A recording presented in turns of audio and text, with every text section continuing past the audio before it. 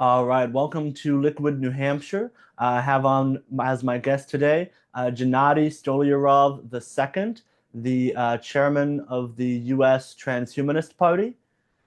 How nice to meet you, Gennady. How are you doing today? Pleased to meet you as well, Dominic. I am doing well and looking forward to our conversation. Absolutely. One of the reasons I brought you on today is because I consider myself a transhumanist, and I sort of got introduced to these ideas before getting involved in politics. And then when I entered into politics, I found that a lot of the people on the left, which is where I tended to sort of find myself, were not a big fan of transhumanism. And so part of the reason I'm making the video today is to maybe introduce more people on the left to transhumanism who at the moment are kind of a bit more closed off to it. Um, one of the things I wanted to ask up front is the Transhumanist Party's like goals and platform. How much do you think it aligns with existing values of like the Democratic Party or the Republican Party, or how do they compare to existing political parties? So, the US Transhumanist Party stands for putting science, health, and technology at the forefront of American politics. And I think that does actually align with the values of a lot of people in both the Democratic and the Republican parties. It's interesting to observe this because American politics has become so polarized, so acrimonious, especially over the course of the past decade, and even more so over the course of the 2020s, really since the start of the COVID pandemic. But polls have consistently shown that despite the major policy differences and differences on the issues of the day between Democrats and Republicans, most Americans, whether they're Democrats or Republicans or independents, tend to align on seeing some good arising out of technological progress. There are some exceptions, both on the right and the left. On the right, the exceptions tend to come from, let's call them the alt-right conspiracy theorists, the Mhm. Alex Jones types who like to cast transhumanism as some nefarious conspiracy among global elites. I can definitely tell you that's not the case. On the Mhm. left, the animosity tends to come toward transhumanism from, let's call them the back to nature or neo Malthusian types who see problems with technological progress and alleged resource constraints, which I would also say are not really the case. But among, let's say, more mainstream Democrats and Republicans, there's not really an aversion toward technology. These people use technologies, including emerging technologies, on a day to day basis. And they're not opposed to progress in medicine. They're not opposed to progress in computation or AI or space travel, though they may have different views about any regulatory frameworks and the extent of regulation that should apply to technological progress. But I think the overarching promise of transhumanism can speak to people from across today's political spectrum. This is why the Transhumanist Party does not consider itself to be left wing or right wing. It seeks to transcend that distinction and it considers itself to be upwing. So we are in favor of any advancement and any policies that would contribute to the overall progress of humanity, which means people would get to live longer, higher quality, healthier lives of greater material prosperity and abundance and opportunity. And we would like to see those kinds of outcomes apply to as many people as possible. I think that's where we could, in principle, have a lot of alignment with people on the left, for instance, people who care about those who are currently poor or those who are currently marginalized, who don't have as many opportunities. Well, transhumanism can provide opportunities for them, empowering them as individuals by giving them access to technologies, by giving them access to better healthcare, greater longevity, so that they could self actualize in ways that they would like and dramatically improve their lives. That's a great answer. I like that phrase you used, upwing, too. That's nice. That's a good way of getting it across, I think. I know when I had first started researching the different third parties, right? I was trying to look into how can I approach people in my home state with all of these options outside of the Democrats and Republicans. And at first, when I found out about the Transhumanist Party, I wasn't super interested in it because I assumed that the policy stances of the party were going to be pretty much the same as maybe the Libertarian Party. I was expecting a lot of like deregulating tech. I expected that to be the only thing on the platform, really. And so in my mind, I was like, as much as I am a transhumanist, maybe this is not a political question. And then I actually read the party platform, and I was surprised to see things like an endorsement of increased NIH funding, for example. One thing I wanted to ask you about is what are sort of the possibilities you see for what the US government can do to fund technological progress in the near future? Indeed, the US Transhumanist Party does support increased NIH funding. Hopefully, it will be put to good use. And I know right now there are some doubts with the appointment of someone like RFK Jr. as the head of the Department of Health and Human Services. So I understand that caveat.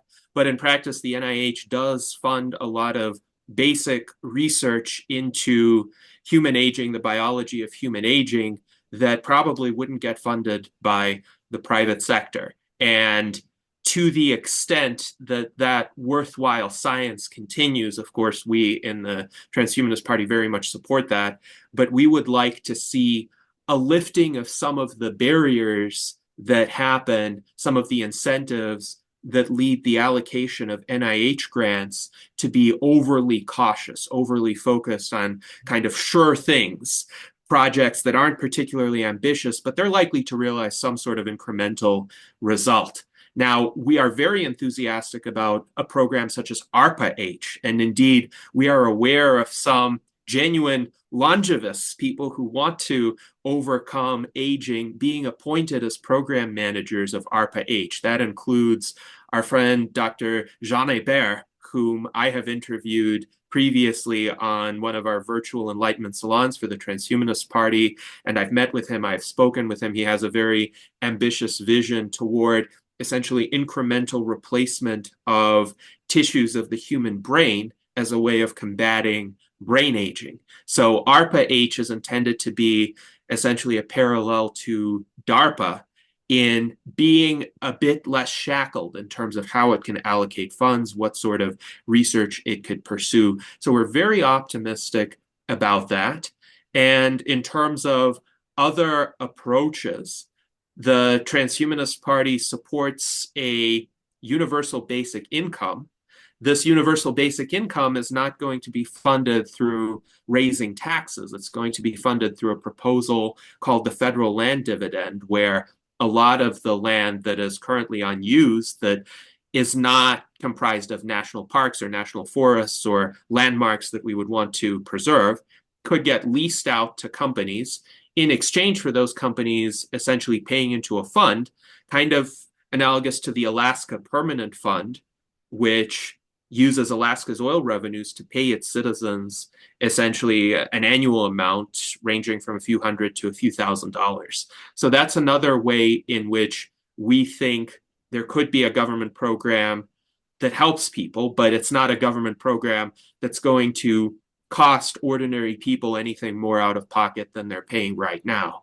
And then during the early pandemic, the Transhumanist Party actually supported a significant array of health expansions, interventions into the healthcare system that were intended to build out our infrastructure, our capacity, because hospitals were overcrowded at that point, and the Transhumanist Party saw the need to more than double the hospital capacity in the United States. So we were advocating for a rapid hospital construction program similar to what had been undertaken in China, except it would be a permanent expansion. Unfortunately, since we are not a major political party, our proposal kind of fell on deaf ears. But nonetheless, if we had gotten our way, we would have twice as many, at least, hospital beds in this country right now. There would be a lot of hospitals that would be constructed that would have a mandate to operate whether or not they generated a profit. So there are many underserved areas in this country, rural areas, where it's very difficult for people to get health care. Sometimes there are certain parts of Nevada where I live where somebody who needs top-notch healthcare or specialized healthcare needs to travel for about 2 hours in order to reach a hospital. And we would have solved that problem with our proposal. Unfortunately, it seems like the established special interests prevailed there because it's often the case that an existing hospital corporation wants to have a monopoly over a particular area, and it imposes these certificate of need laws, which essentially require an approval for the construction of a new hospital to be given by a board comprised of representatives of existing hospitals. Well, how do you think they're going to decide in that case? So the Transhumanist Party's approach is actually distinctive from either of the major political parties or from the libertarians. The libertarians would just say, get completely out of the way, government shouldn't do anything. The Transhumanist Party says there could be a role for government for affirmatively building things and creating things and funding research. But government should get out of the way in terms of any barriers placed to innovations, sources of delay, or sources of what we would consider to be hyper caution. So we would support streamlining the FDA regulatory process. And we have a range of perspectives from our members. Some would support abolishing the FDA entirely. Some would support moving to what is called best choice medicine, which has been tried in other countries, such as Japan, where perhaps a drug or therapy or device could pass safety trials, and then marketing of it would be permitted with the aim of gathering data in regard to efficacy, so that we don't have to wait, and patients who sometimes have serious illnesses or life-threatening conditions don't have to wait until 10 to 15 years have passed and that treatment has passed efficacy trials. They could benefit from it right away, and that could be very useful clinical experience that is actually more reliable than clinical trials that are often, let's say, conducted in artificial settings. They may not represent how patients in the real world actually interact with these medicines or devices or therapies. So the Transhumanist Party tries to be nuanced about this. We try to look at each particular policy, including possible government interventions, and say, well, how is this going to contribute to human longevity and health? Is this going to accelerate progress, or is this going to slow progress down? And that's how we make our decisions. But we try not to be doctrinaire about it. So there may be some in the Libertarian Party who would say, well, we don't care what the outcome of this policy is going to be, just on the basis of some set of principles, we're going to say, no, we don't want government intervention here. And I would say right now that is a bit of a short-sighted approach, because we have a certain time window, let's say the next 12 to 30 years, in which we would like to have longevity escape velocity attained in time for our generation to benefit from it. And pragmatically speaking, we need to use every possible means to achieve that.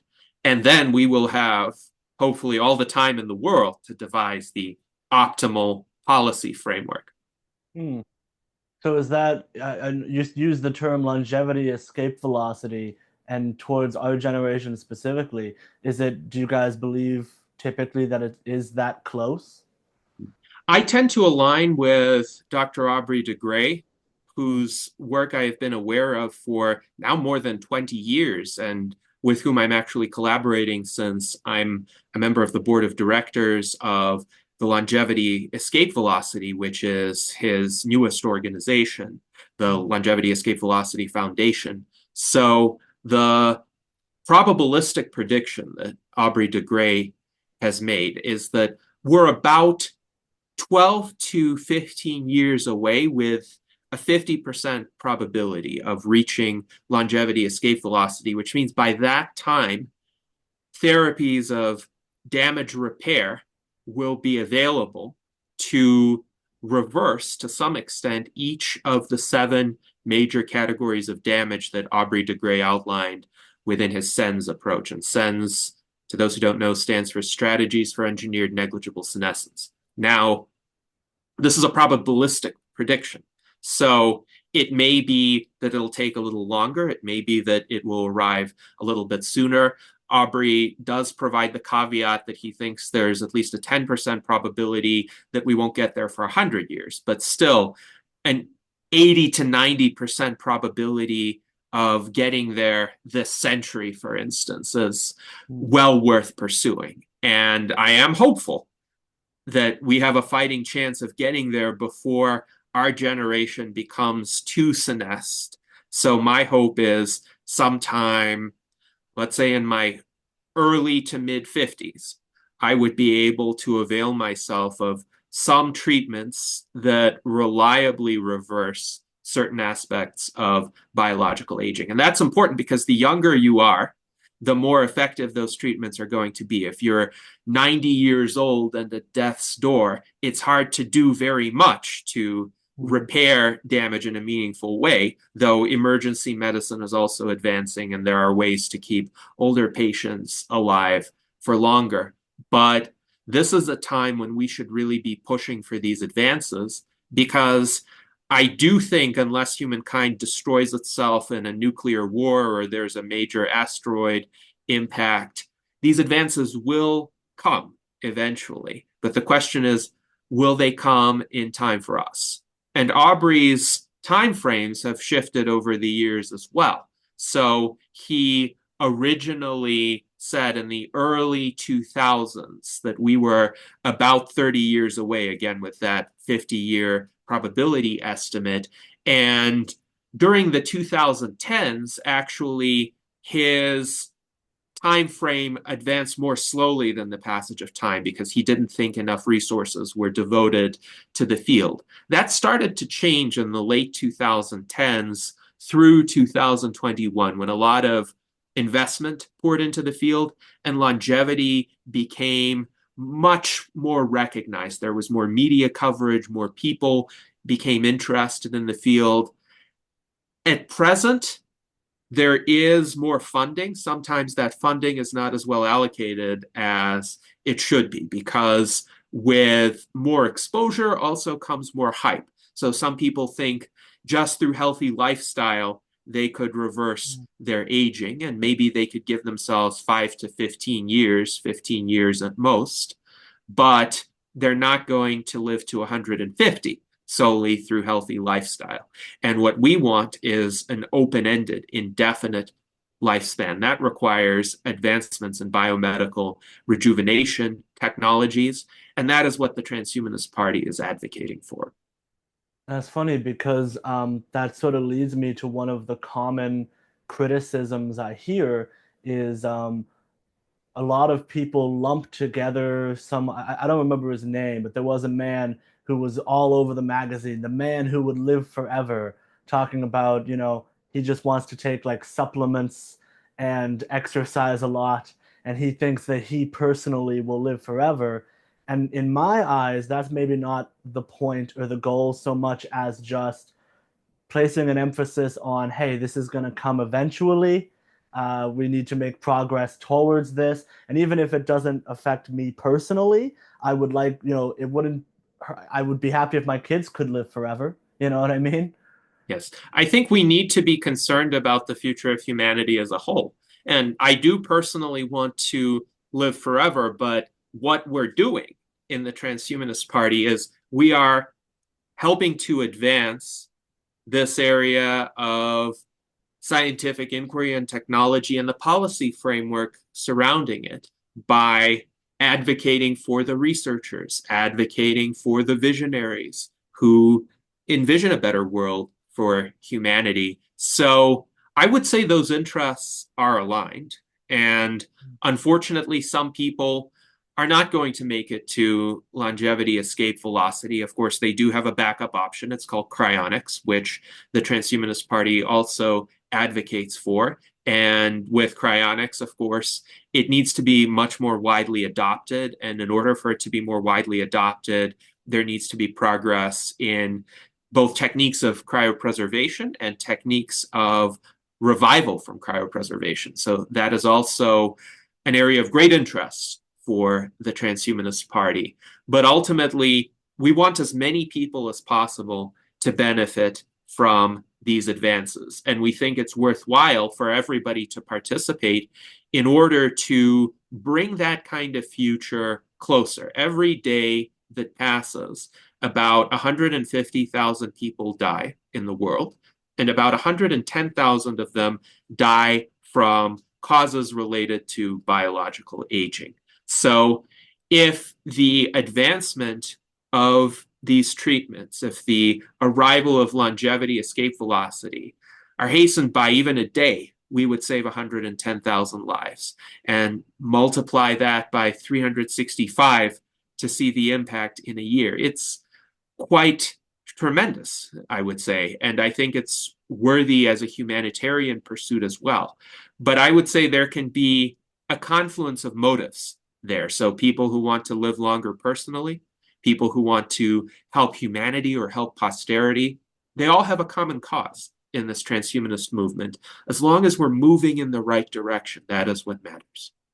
Hmm. That actually leads me also to one of the sort of leading concerns with this worldview is there's a big religious criticism. You mentioned earlier Alex Jones.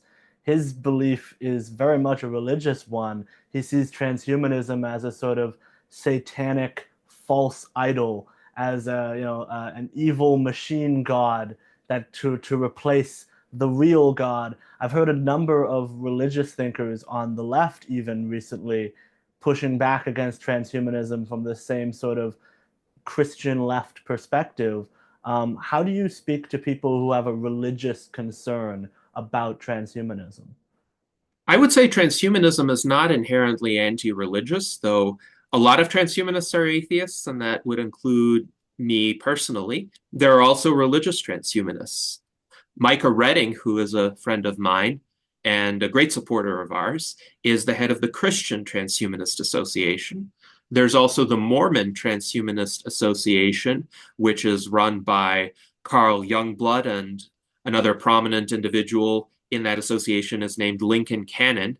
And the Mormon Transhumanist Association is actually one of the largest transhumanist organizations, Oh, and wow. they're very sincerely, very thoughtfully religious. I don't think anybody could accuse them of being irreligious. There are many Jewish transhumanists, Buddhist transhumanists, some Muslim transhumanists. So transhumanism is compatible with the theologies of major religions properly interpreted. For instance, I have met Catholics who have been in favor of radical life extension because it would enable them more time to do good works in this world. And again, I say, to the extent that we are incrementally aligned, we want to push forward human progress, achieve the betterment of the human condition, longer, healthier lives. There really is no conflict. Now, there are some people who will claim that transhumanism is opposed to their religious teachings, but I would say that's less inherent to their theology and is more a kind of status quo bias, because historically, a lot of institutional religion has evolved, of course, as well, but it has been a lagging indicator of general cultural attitudes, about 30 to 40 years behind the cutting edge of advancement. So, for example, in the 18th century, there were some forward thinking individuals, Quakers, Shakers, some radical Protestants who were anti slavery on principle. But the religious mainstream at the time was pro slavery and was citing evidence from the Bible saying, well, all of these great biblical figures, they own slaves. Slavery is natural and normal, therefore, and sanctioned by God. And it took people who are outside of the status quo mentality to challenge slavery. And over time, throughout the course of the 19th century, essentially all the major religious denominations came to reject slavery and consider it contrary to the word of God. So, how did that happen? I think the problem isn't so much religion, it's status quo bias. And the status quo bias, it exists among both religious and secular people alike, because among many secular critics of transhumanism, one hears arguments like, oh, we need to respect nature and transhumanism is unnatural, or the world is going to be overpopulated or is going to run out of resources, or we are all stardust and we will just return to being stardust, so it doesn't really matter. Or they would just say immortality is a delusion of the religious. So these people are short sighted as well. They're just as short sighted as the religious critics of transhumanism. What they don't see is that the present is already radically different from the past, and the future is going to be radically different from the present.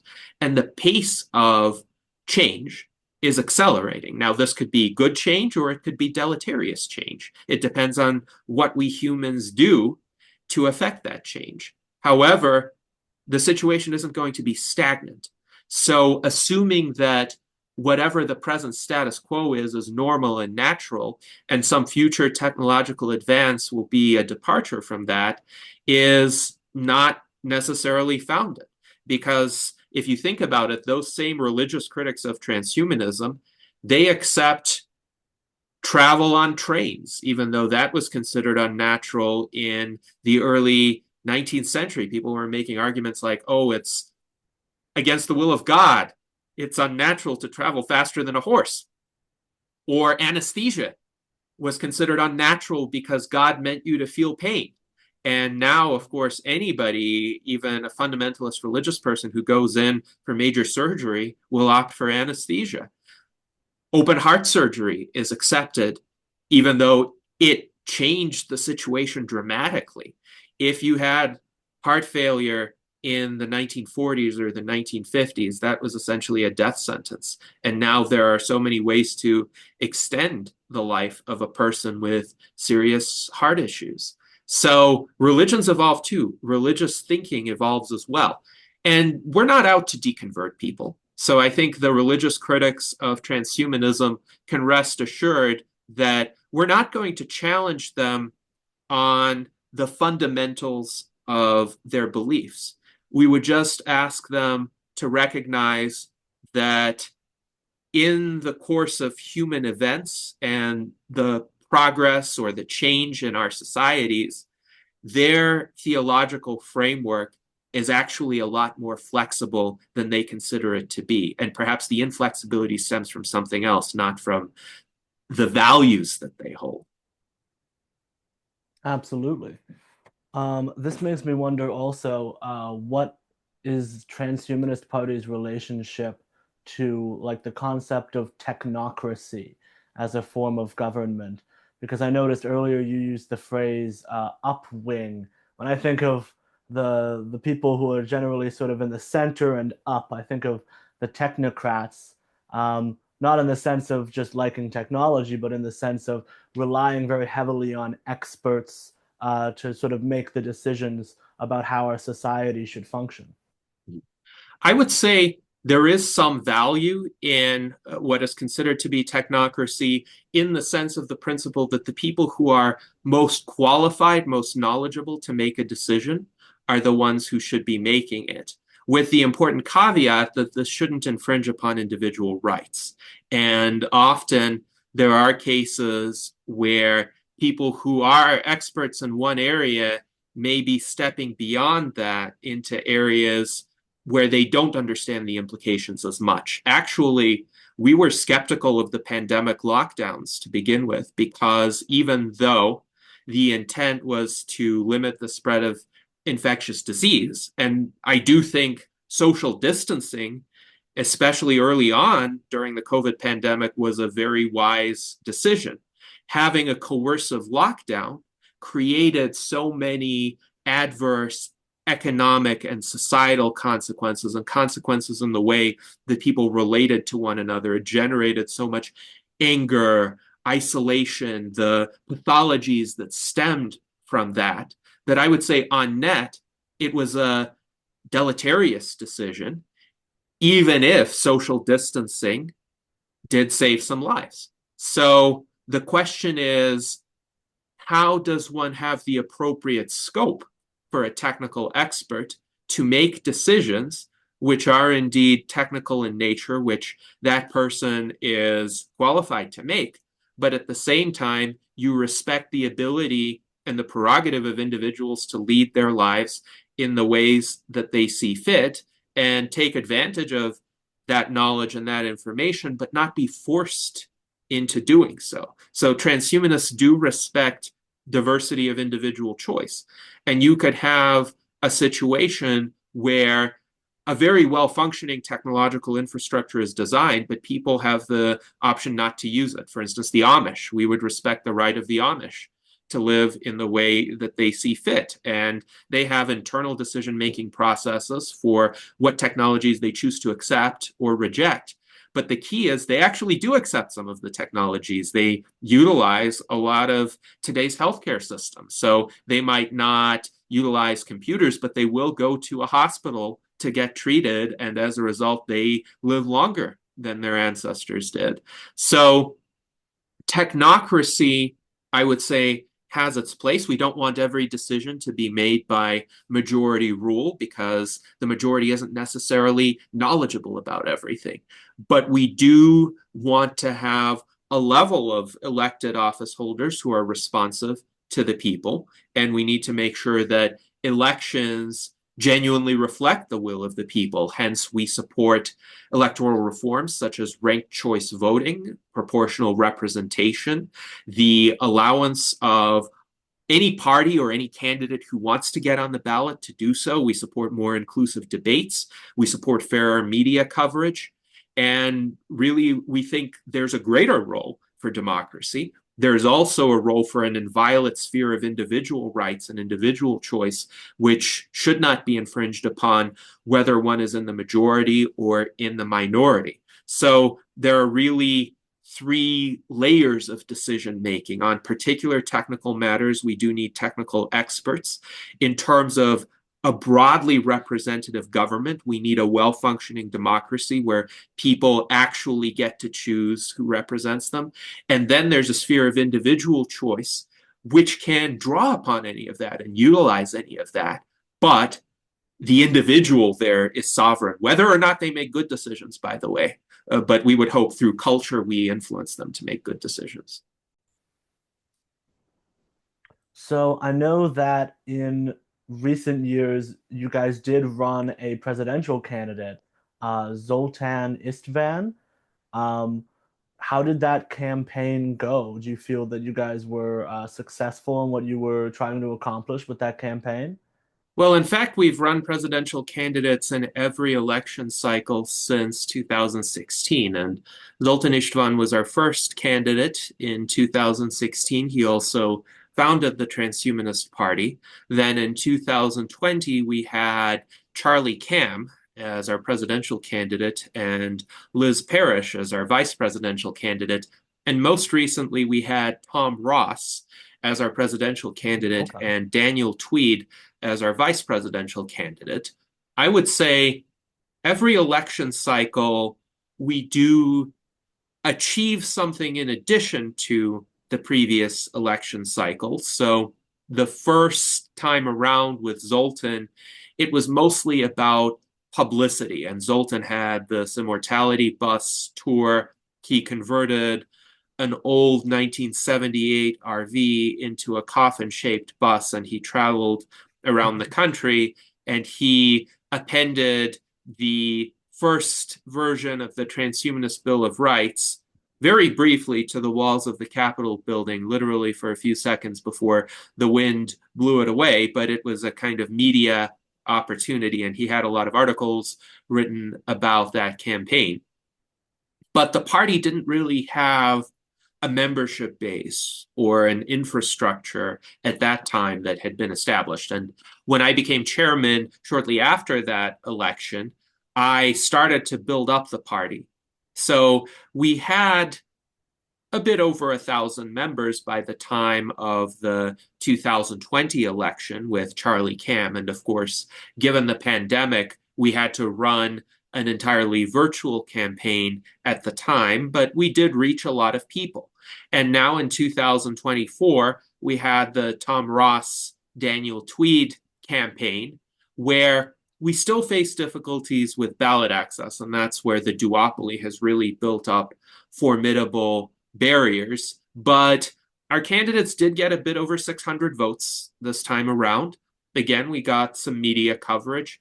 And primarily, we have a huge amount of content that we've generated, both in terms of Tom's personal output, because he's a prolific writer and graphic designer, as well as in terms of our long form discussion panels, our weekly virtual enlightenment salons, where we've delved into political issues as well as issues pertaining to the future of humanity, the advancement of science and technology. So we've done that every week at 1 p.m. Pacific time on Sunday, and we're going to continue to do that.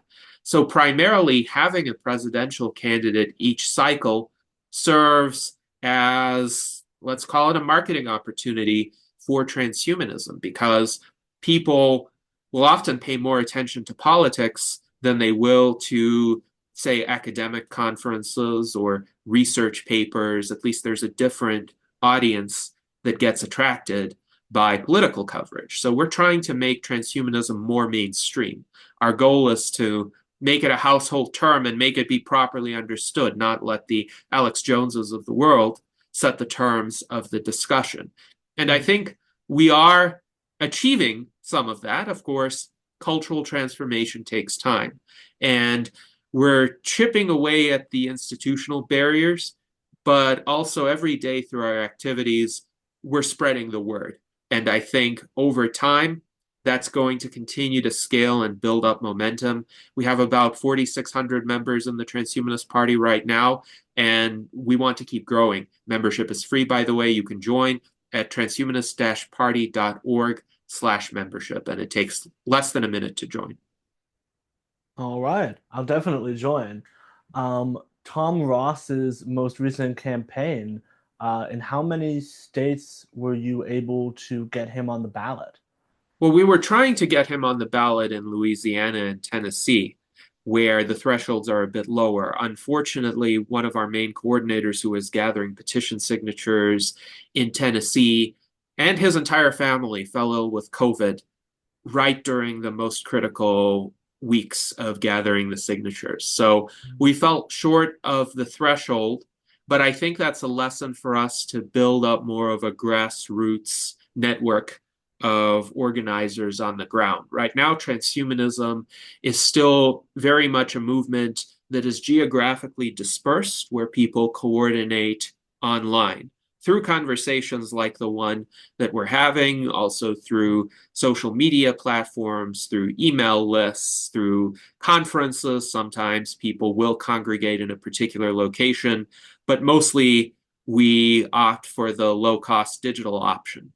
But we still have to get more penetration, especially in the rural areas, areas which may not have as much of a tech sector, for instance, or just not as much population density. If you have more population density, probabilistically speaking, you're going to get a larger number of transhumanists. So unfortunately, a lot of states, when one is gathering petitions, either require the petitions themselves to have a proportional number of signatures based on the congressional districts, or a certain number of people who agree to be electors for a candidate.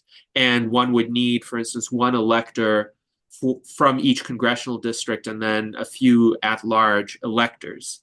So if we have a very rural area in a particular state, it may be difficult to find a transhumanist in that area. So we really need to grow and broaden our network geographically in order to be able to get onto the ballot in many states, or advocate for lowering those ballot access thresholds because, as I've said, these are artificial thresholds set up by the duopoly, both Democrats and Republicans, for the purpose of keeping minor parties away from ballot access. Mm. So that was Louisiana and Tennessee. You said you struggled with. Did you get ballot access elsewhere or Well, those are the states with the lowest thresholds that we identified. okay. So Colorado used to be a promising option as well because it was possible at one point in time, even 4 years ago, to just pay a fee of $1,000 and get 9 electors in Colorado and get onto the ballot. But the Democrats in Colorado caught wind of this and they made the requirements a lot more stringent. But really, in most states, one has to get thousands of petition signatures by hand. And Mm. that's the real restriction. It's not a very technologically friendly system, actually. And it speaks to the lengths to which the duopoly will go to keep any challengers away. But this is why I said we don't really have a truly representative democracy in this country right now. We have an oligarchy, and this oligarchy has manipulated the rules through legal processes. I'm not saying they're breaking the law. I'm saying they have configured the law to be rigged in their favor. Absolutely. Out of personal curiosity, right? I'm over here up in New Hampshire.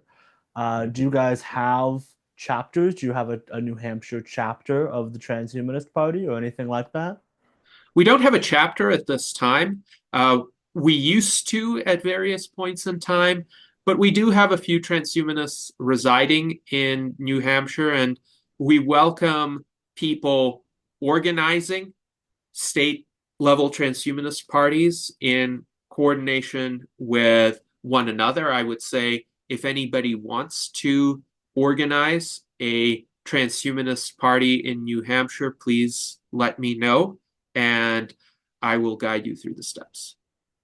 Absolutely. I might have to reach out to you about that. I might need to find a couple of other people because at the moment I think it would just be me. But I might have to reach out to you about that. I think this one would be one I'd be interested in starting up. So I think we're nearing the end of the interview now. I wanted to ask you beforehand, though, what are some of the biggest points of information that you feel like people miss about the Transhumanist Party? What are some of the biggest takeaways you would want to leave an uninformed person with about the Transhumanist Party? I would say there's a misconception that transhumanism is somehow elitist, and it's not. The vast majority of our members are middle class individuals. So we're not actually a party of millionaires and billionaires. Sometimes I wish we had a bit more support from them, but they tend to go off on their own and do their own things and their own projects. And they don't really participate in grassroots organizations. We're a grassroots, all volunteer organization. Most of our members are middle class, so we generally represent people who have some sort of professional skill set and who do that in their daily lives, but they have an abiding interest in the future of humanity and in various emerging technologies, and they donate a lot of their time to the Transhumanist Party. And we also try to be maximally inclusive. So we have free events. We publish a lot of content online. Our weekly virtual enlightenment salon streams every Sunday at 1 p.m. Pacific time, or the various other interviews that we've done or articles that are available on our website at transhumanist-party.org. We've held virtual concerts. We've made available a lot of transhumanist artworks, including artworks made by generative AI. We have our non-political affiliate, which is called the Transhuman Club. And you can visit the website of that at transhuman.club. We have a discussion forum there. And we really want anybody to participate who supports a brighter future for humankind. We think money should not be a barrier. We try to run as many of our activities with no money at all because we do see the digital age actually offering that as a great way to empower people and provide them with avenues to express themselves and engage constructively in the political discourse without this monetary barrier that a lot of people lament. So transhumanism is not elitist. We try to actually bring about the next era of humanity where there will be more opportunities and a brighter future for everybody. I would also say another misconception about transhumanism is that transhumanists somehow try to replace humanity. Actually, we seek to bring out the best in humanity. So historically, human beings have always strived to better their lives, to improve what they're able to achieve, how long they live, how well they live. But we have been limited by aspects of our biology or by insufficiently advanced technology or by our own cognitive biases, by certain irrational tendencies that exist in the human psyche. And transhumanism tries to overcome those limitations to bring out what is best in us as humans. But we want humans to continue to exist as individuals and, if possible, as biological entities, perhaps augmented by technology. But the vast majority of transhumanists, they want to stay as themselves. They just don't want to die. And they don't want to be subject to frailty and disease and disability. So we want humanity at its best, and we want to help as many humans as possible. Absolutely. I should note that that I personally am fine with doing away with humans. I'm pro robot, pro replace everybody with robots personally.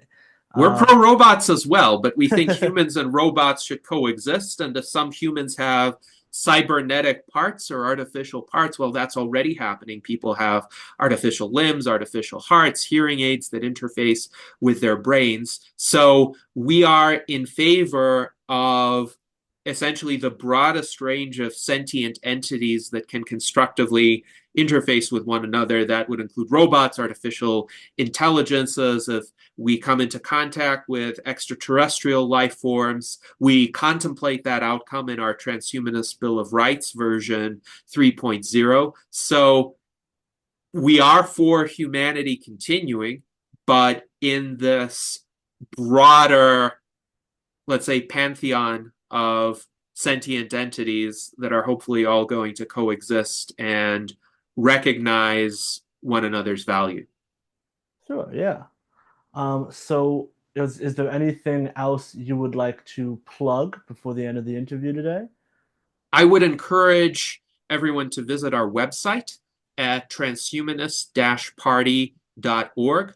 We are also in the process of updating a transhumanist encyclopedia that has been in existence for a while, but I recently became the administrator of it, and it has been rebranded to THpedia. So TH stands for transhumanism, and it can be accessed at th-pedia.org, where it's essentially a wiki, so people can contribute their own knowledge, and we seek a comprehensive, objective database of information about the transhumanist movement, its history, key figures, and opportunities for people to get involved. Absolutely, that's incredible. Well, thank you for coming on today, Gennady. Thank I'm you, Dominic.